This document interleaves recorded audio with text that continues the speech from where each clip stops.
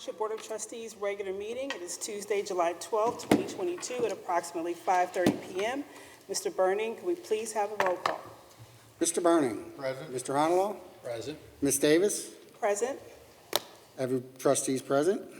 Thank you. Could I ask everyone to stand for the Pledge of Allegiance, please?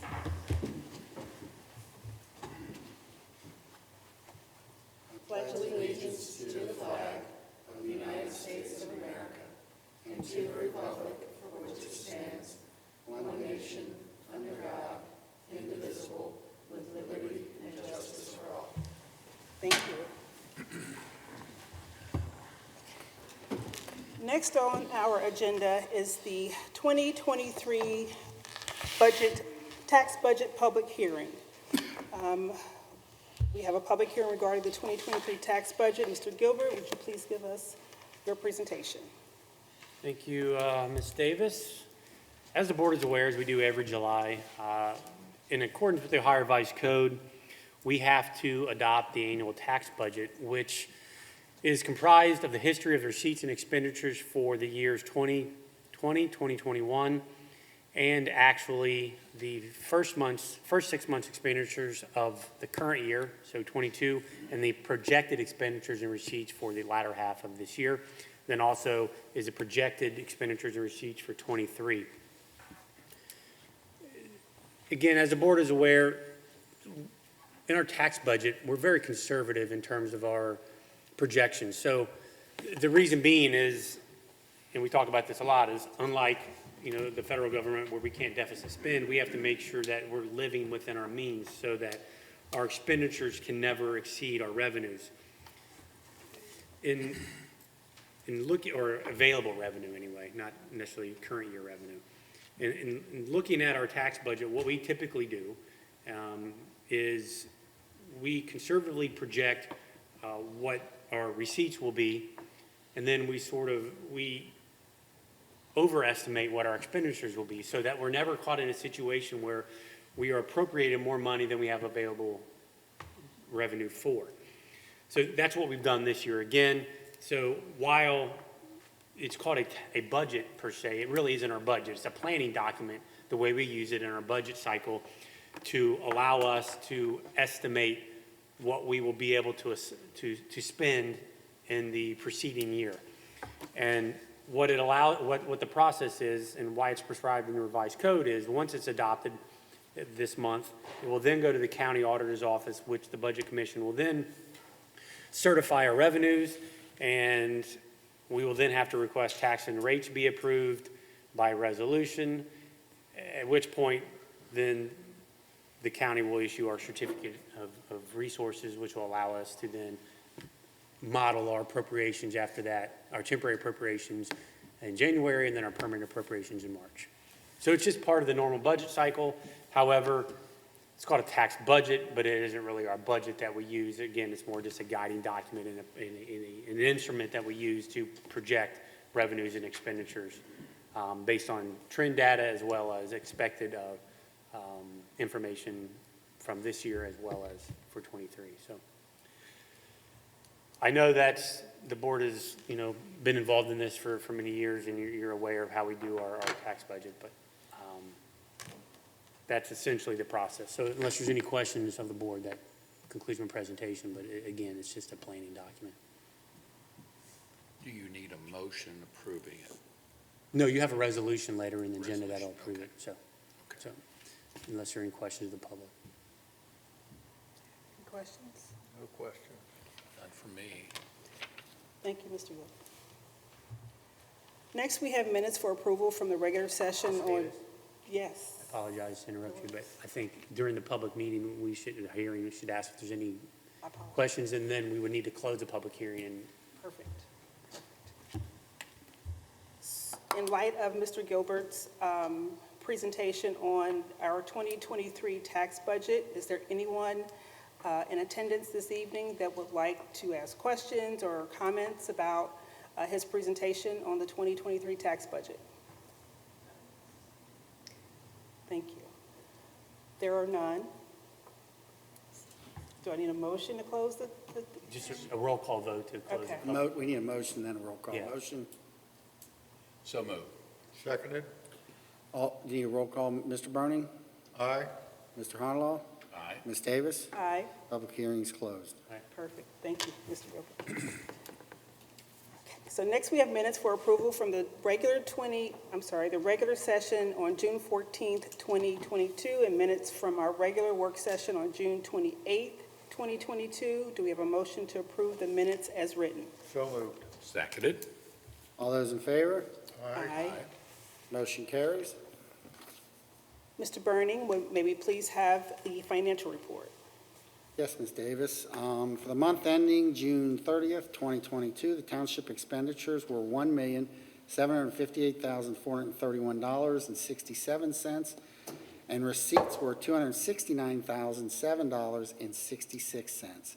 That gives us an ending cash balance of $26,576,608.47, including obligations for expenditures, payroll, regular operating costs, ongoing capital improvement projects, and investments. What I request is a motion to approve the receipts, warrants, payroll expenditures, update and current revenue, and reports for the period ending June 30th, 2022. Do I have a motion? So moved. Seconded. All those in favor? Aye. Thank you. And I just want everyone to know that our financial reports are available at the administration offices during regular business hours or on our website 24/7. Thank you, Ms. Davis. Thank you, Mr. Burning. Mr. Gilbert, would you give us your update on departmental action items? Yes, the first I have is a liquor permit hearing request for 9172 Winton Road. It is a request of Kaka Foods. Ms. Kennedy was anxious for me to verbalize that name in the public meeting. What's the name of it again? Kaka Foods, Okay, thank you. Ms. Davis. So unless there are any, do we have any objections? None from the police department. Okay. With that being said, I would entertain a motion to send the requisite paperwork to the Division of Liquor Control. So moved. Seconded. All those in favor? Aye. Motion carries. The next item I have is the board is aware, we've talked in work sessions regarding this, and it's becoming more and more imperative that we utilize social media to communicate with residents and the community at large. And given the current bandwidth of our staff's time, and in order to grow our capacity to utilize social media to communicate all things Springfield Township to the community, we sought out the help of different social media experts, and in speaking with the two staff people that we have now, Kim and Kathleen, who handle all of our social media, they are very busy with other things, and instead of hiring an additional person as a township employee to help with communication, we thought it would be wise to seek out and maybe look at an independent contractor. So what you have before you today is an independent contract agreement between the township and a company called Bubbly Engagement. This individual has significant experience. Allison Dardinger is her name. She has a lot of experience when it comes to social media marketing, branding, and the like. And we are looking to contract with her to provide up to 20 hours a week, or 20 hours a month of social media work, and helping us disseminate information via those various platforms, both our brand, our communication, what information we feel needs to get out to our community. So for about $12,000 a year, we're looking at working with Allison to help us in that regard. So with that being said, I would entertain any questions, but what I'm specifically looking for is a motion authorizing me to sign an agreement with Bubbly Engagement or Allison Dardinger for the remainder of this year at a rate of $50 an hour for a maximum of 20 hours a month. Okay, and I see that it looks like there's provisions in here that either side can terminate this Sure. agreement Yeah. for all the standard reasons. Yes. So moved. Seconded. The other thing is, I think it's important for us to, because our township is so spread out, I think it'll help to have somebody focused on this and making sure we're getting the word out, whatever's going on here, whether it be new development or just events going on here, because a lot of times I think people just don't know about what's going on. I talk to people and they're like, oh, that was last week, I didn't know, or whatever. Maybe they aren't engaging with our website or whatever. I think this will help us get to more people. Well, 100%. And, having two teenagers, one soon not to be a teenager, I can tell you that people a lot of times don't think of local governments as businesses, but we absolutely are. And we're competing for resources, whether it be residents or businesses locating here. And I guarantee you, everyone in this room generally either looks for products or finds out about information about things they want to buy through social media, whether it be Instagram or Facebook or Twitter or whatever it may be. We have to make sure that we're on those platforms because we are competing for residents with other communities. We are competing with other communities regarding where businesses will locate. So the more that we can make our brand and people aware of Springfield Township, I think the better we're going to be from an economic development standpoint. So that is a big part of this. And, imagery, information is all part of it. And it is vitally important that we make sure that we're on those platforms and that we're utilizing them on a consistent basis, and more importantly, in a very consistent way as well. All those in favor? Aye. Aye. Motion carries. The last action item I have is a request to authorize the administrator to sign an agreement between the township and Hamilton County for the application to the Southwest Ohio Regional Transit Authority for funding and construction and maintenance of improvements to Galbraith Road between essentially Winton Road and the cross-county ramps. So this agreement just outlines what the county will be responsible for and what the township will be responsible for. So moved. Seconded. All those in favor? Aye. Motion carries.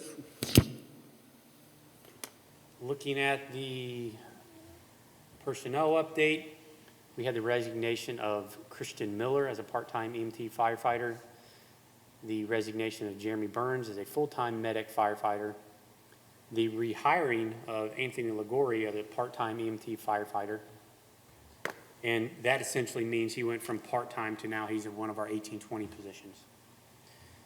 And then, unfortunately, we did have the passing of one of our full-time firefighters, Steve Hayden.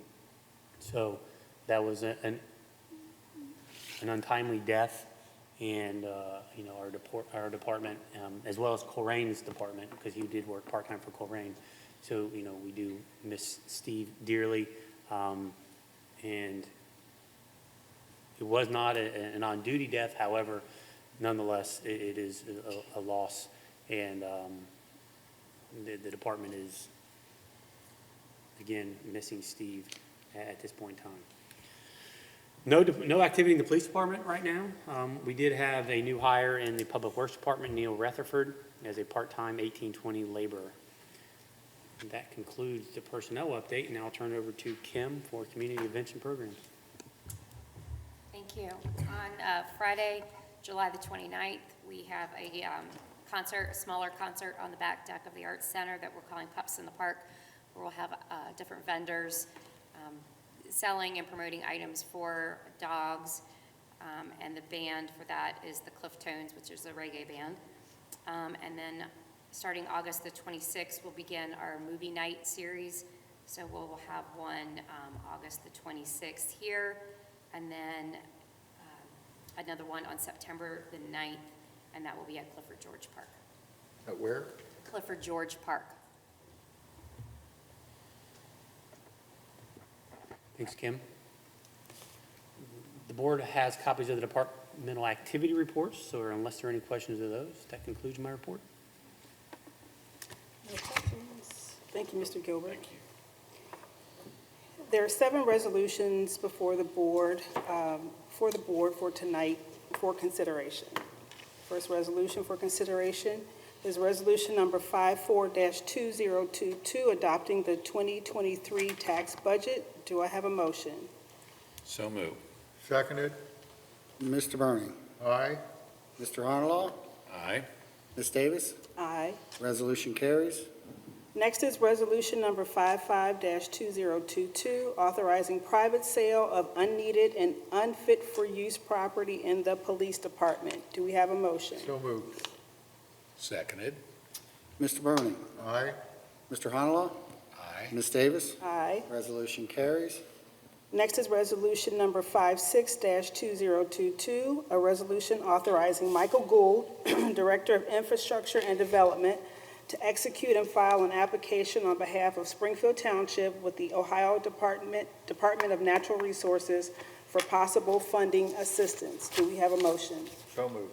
Seconded. Mr. Burning. Aye. Mr. Honalaw. Aye. Ms. Davis. Aye. Resolution carries. Next is resolution number 57-2022, declaring nuisances pursuant to Ohio Revised Code Section 505.87 at various listed properties within Springfield Township and authorizing statutory actions necessary to abate the nuisances. Do we have a motion? So moved. Seconded. Mr. Burning. Aye. Mr. Honalaw. Aye. Ms. Davis. Aye. Resolution carries.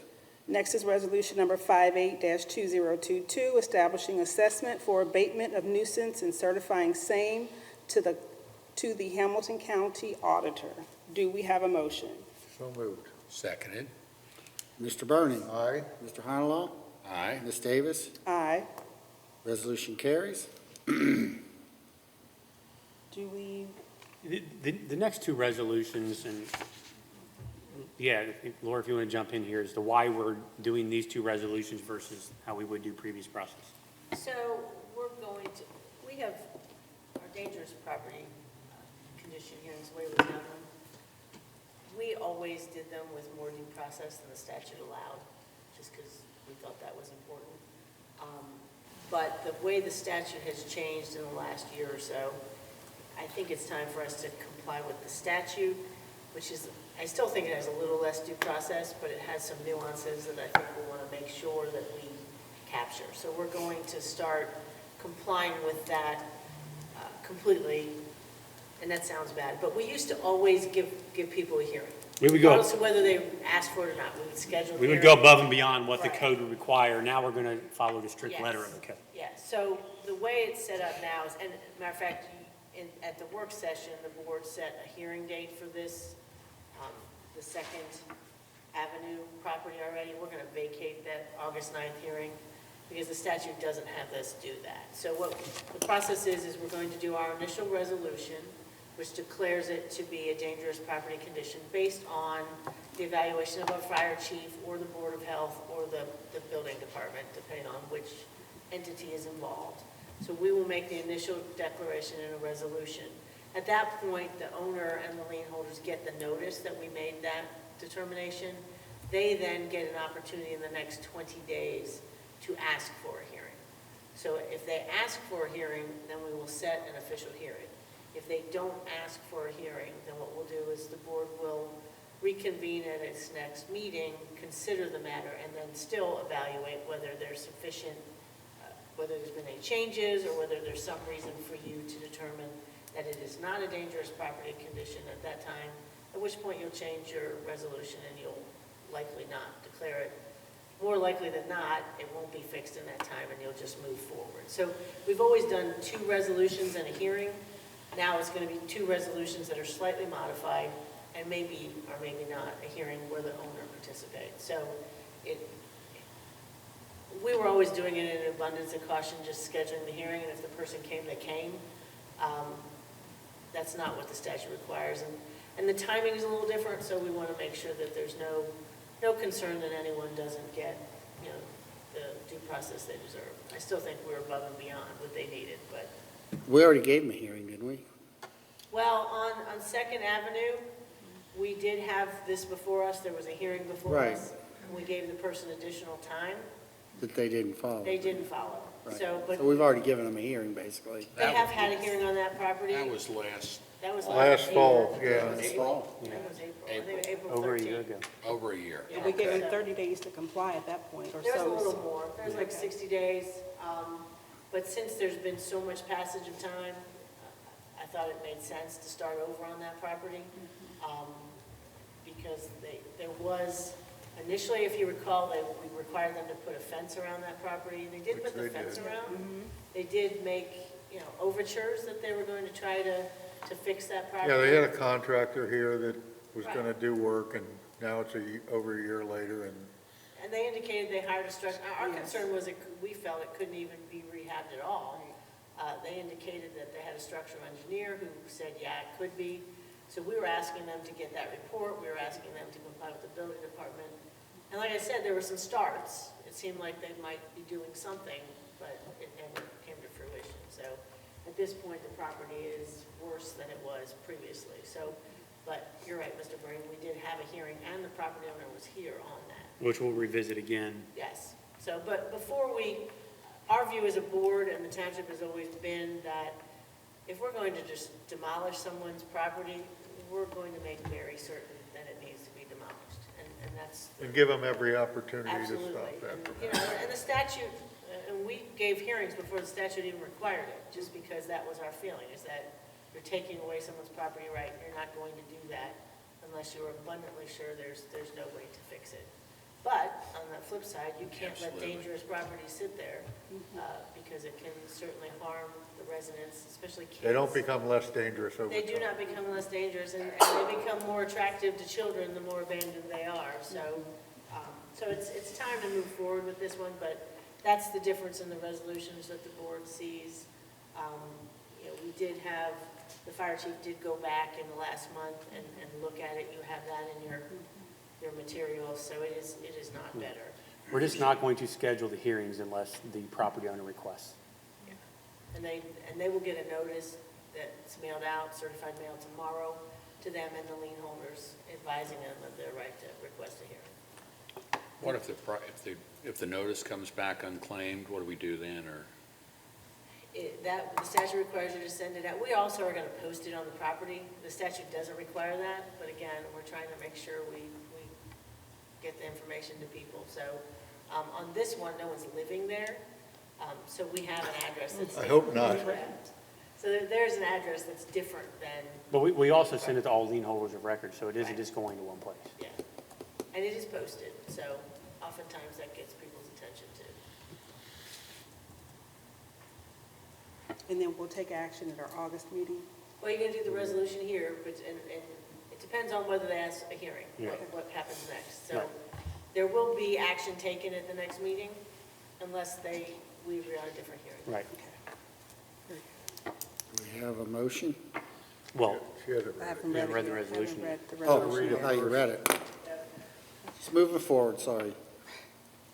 Next is resolution number 59-2022, resolution declaring a dangerous property condition at 2046 Second Avenue and ordering the removal of buildings or other structures located on that property. Do we have a motion? So moved. Seconded? Mr. Bernie? Aye. Mr. Honolo? Aye. Ms. Davis? Aye. Resolution carries.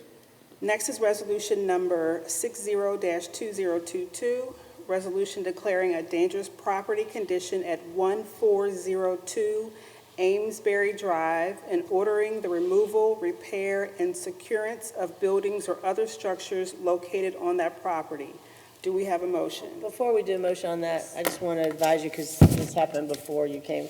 The Assistant Chief Bro, who's here this evening, he did go out and check out that property today, because I realized we had not updated the board on this property. I have some pictures, it's gotten worse.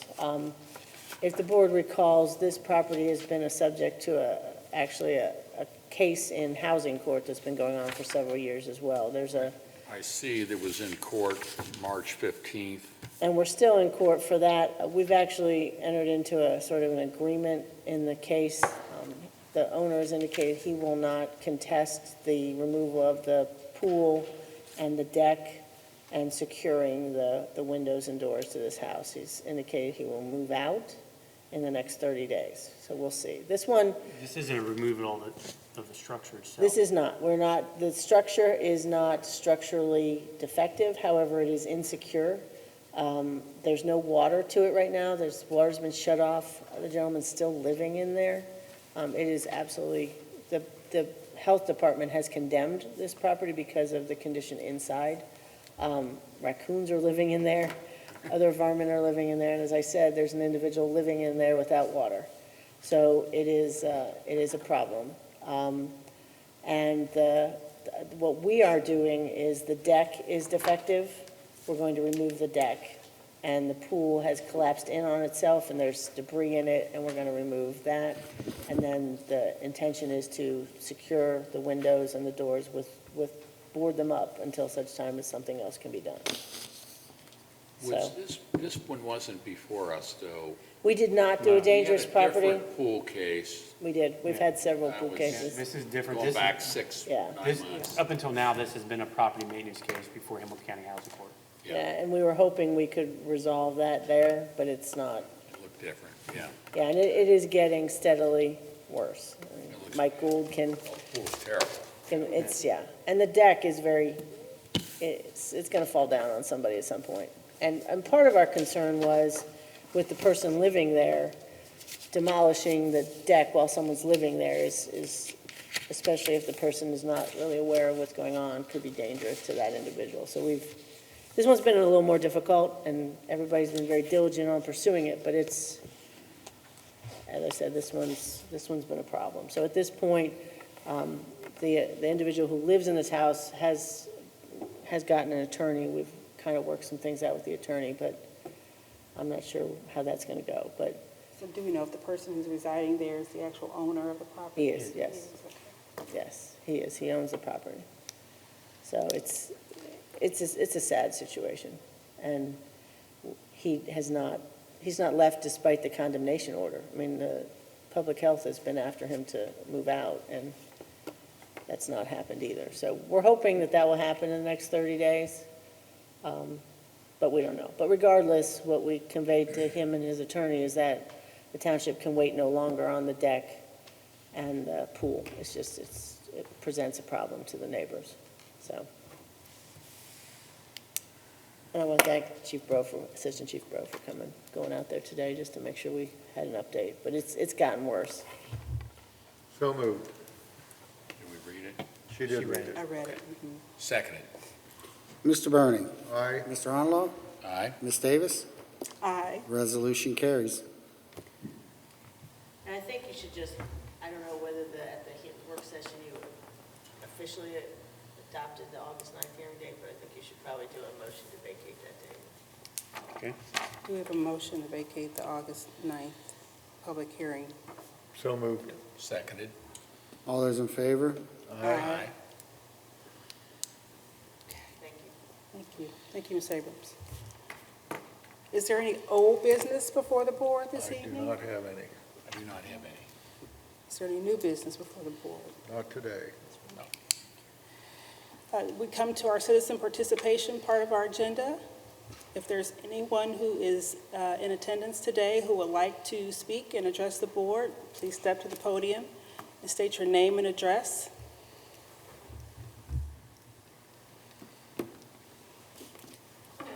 Good evening. My name is Lakita Carter, and I live at 10928 Crystal Hill Court. You have the floor. Okay, so when COVID came around, of course, that was a hard time for everybody. There was an issue with the basketball courts over in Seven Hills neighborhood. I don't know if you guys are familiar where the old elementary school used to be. And somehow the basketball rims got taken down, and it was a long time for them to bring them up. And I called and called and called, and they kept telling me because of COVID, they had to wait. So I took it upon myself to go ahead and purchase a basketball hoop for my home for my kids. There are a lot of kids over in Seven Hills. We have pretty much became the neighborhood house because unfortunately, or fortunately, my kids play ball, and they are 15 and 14, and most of the neighborhood knows my kids. I am the coach of a girls' basketball team for AAU, and both my kids, again, play ball. So I got this basketball hoop. It's been there since 2019, never had an issue at all. Now, this year, there is a neighbor that lives across the street. She became ill, and her daughter started coming over and helping her out. So probably about middle of May, she started calling the police saying that the kids were interrupting her peace of mind coming down the street as she was going over her mom's house. And I've tried my best to reach out and talk and work with the Springfield Township. I think I've also sent numerous emails to Chief Officer, I think it's Art Bly, never got a response back from him at all. And I'm just like, okay, I don't know what else I need to do. So they came, Springfield Township came and put a sign on the basketball hoop saying that it had to be removed because this lady called twice about the kids playing. Well, I went around to all of the other neighbors, and they love it. Even the lady who was sick, who her mom is, her daughter taking care of her, she had no problem with it all the way up till she got ill. There was no problem. So the Springfield Township came and they put a sign on the basketball hoop, said it had to be taken down or they was going to confiscate it because of her complaining. And she is the only one that complains. And I've tried everything. I'm always home, I work from home. So I make sure the kids clean up after themselves, they have garbage bags, they have everything they need to do just to make sure that everything is peaceful. But she constantly calls just because she does not want to see the kids outside playing. So now, of course, she has this name that the kids call her Karen. She's a Karen because she's always calling. And I'm just like, I try to rectify it the best that I can. So then I started getting harassed by an officer before the May the 30th sign was supposed to come down. He came right in front of my house, parked in my house. And I came outside like, hey, what's going on? He's like, well, your basketball hoop has to be removed. I'm like, why? It says May 30th. He was like, well, who told you that? I said, the sign right here, it says May 30th. And then he was like, well, now the hoop is in the streetway. I'm like, well, that hoop's been there for 3 years. It's always been right there. I don't understand. So I just feel like I started getting harassed by him. So then he made me move the hoop because he said if I don't move it because it's in the streetway, that he's gonna have someone come and get it. So I went around the neighborhood, and now Crystal Hill is a cul-de-sac. And there is Pleasant Hill, and there is Misty Hill. There are not cul-de-sacs.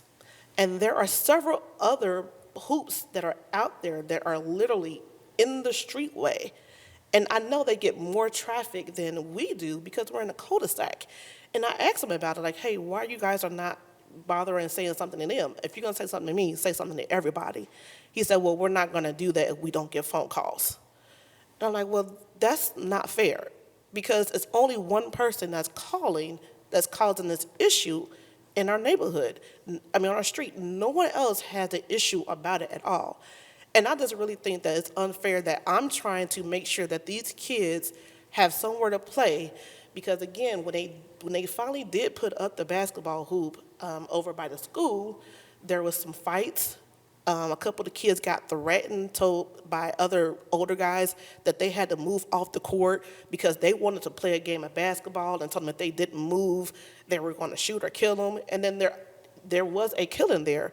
So I felt like, hey, my kids are right here. All the kids are right here. All the mothers know where their kids are. And everyone in my street allow their kids, their grandkids come over. I have a huge backyard. I have a trampoline that I got for the neighbors. So my house is pretty much a safe haven house for the neighborhood kids. And I really don't think it's fair that me paying taxes in my area that I have to move my basketball hoop for someone who doesn't even live there. She stays in Indiana. It's her mom's house. We're familiar with the issue you're describing. Okay. And basketball hoops are one of many issues we get similar things with. So whether it be zoning enforcement, you heard us talking about dangerous properties and property maintenance codes when, in previous part of the meeting. And a lot of times what happens is, and that officer's right. We don't typically go out and just try and take people's basketball hoops unless we're getting complaints about it. It is a violation. I mean, you're not allowed to put things in the public right of way. And the reason is, obviously, it's not safe to have kids playing in the street, ideally, right? In an ideal world, it wouldn't be safe to have them in the street. And we're not allowed to allow people to put things in the right of way either. We have liability if we were to allow things to remain in the public right of way. So there is that. But we typically don't go out and just try and enforce things when we're not getting complaints about it if they're not egregious issues. So the officer is correct in that the reason we're speaking to you about your basketball hoop because we did receive complaints about it. And it's my understanding that he did talk to you several times about put it in the driveway and just put it in the driveway until the issue with the neighbor that's complaining goes away. But if it keeps being moved out into the street and we keep getting calls, then we're going to have to take action. We can't just say, yes, it's a violation of the law, but we're just going to ignore it. So we have to take action if we keep getting complaints about it. So if you want to make a complaint about the other ones that are in the right of way, the rest of the neighborhood, we can go and do the same thing to them as well. So that's fine. We don't have an issue with enforcing it equally. We were just trying to work with you to make sure that until the complaints stop, just keep it in the driveway. If the lady were to stop complaining for whatever reason, then, go back to business as usual and we'll continue to pretend like we didn't see it. But clearly that's not happening. She keeps calling, so just keep it in the driveway until the calls go away and then possibly move it back. So we're not singling you out for any other reason than, unfortunately for you, you have the neighbor that's calling and complaining and forcing us to enforce the law. We get this about a lot of other things. It isn't just basketball hoops, whether it's speeding or whether it's, somebody put up a fence where they weren't supposed to, or whatever the issue is. We get complaints about it all the time, about different things that people are saying, well, you're enforcing it against me. I drove around the township and found 15 other cars that were parked in the grass. What are you going to do about those? Well, again, it's a big community. We don't go out and proactively enforce some things. We do it on a reactionary basis. Again, unfortunately, you just have the neighbor that seems to want to call all the time. Hopefully that stops. Hopefully whatever happens, maybe the property sells and we don't have that issue anymore. But until then, if they keep calling and push us to enforce the law, we're going to have to do that. And if you want us to do it equally throughout the neighborhood and go tell everyone else in Seven Hills to move their basketball hoops out of the right-of-way too, we can do that as well. But that's the issue. We're not singling you out. We don't want to make your kids not have to play basketball. We just have someone, you have to understand our position. It is a law, and they're pushing us to enforce the law. We can't just tell them we're not going to do it. Does that make sense? Yeah, I understand what you're saying. And so, But when I did, I'm excuse sorry. me, I'm sorry to interrupt, but if I understood you correctly, the person who's calling and complaining is not a resident of the township? It's not. Okay, and she does not reside in that location, so does that matter? Does that make a difference at all? No. Okay. Not from identifying us of a violation and asking us to enforce it, no. What really happens is, in any jurisdiction, no one has the staff to proactively go out and enforce every law in the books. So what jurisdictions typically do is they say, look, some things are so important that we're going to enforce those. Absolutely, like dangerous properties. If we see a house falling down and it's going to, kill children or something, we're going to go out there and we'll see those. Our people will report those. The police will report those when they're on the beat. If it's not something that is going to be incredibly dangerous right away and can be managed, then we're not going to proactively, as Chris said, we're not going to proactively look for it. No one does. And there's lots of zoning violations in every jurisdiction around here. Just you don't enforce them until they come to come in as a complaint, or you happen to see them, or you don't have no one pays someone to go to every property and check and make sure they're complying with all the laws. It's just not possible. So the law recognizes that there's going to be some quote-unquote selective enforcement based on labor, based on just the sheer number of people out there and the sheer number of potential violations.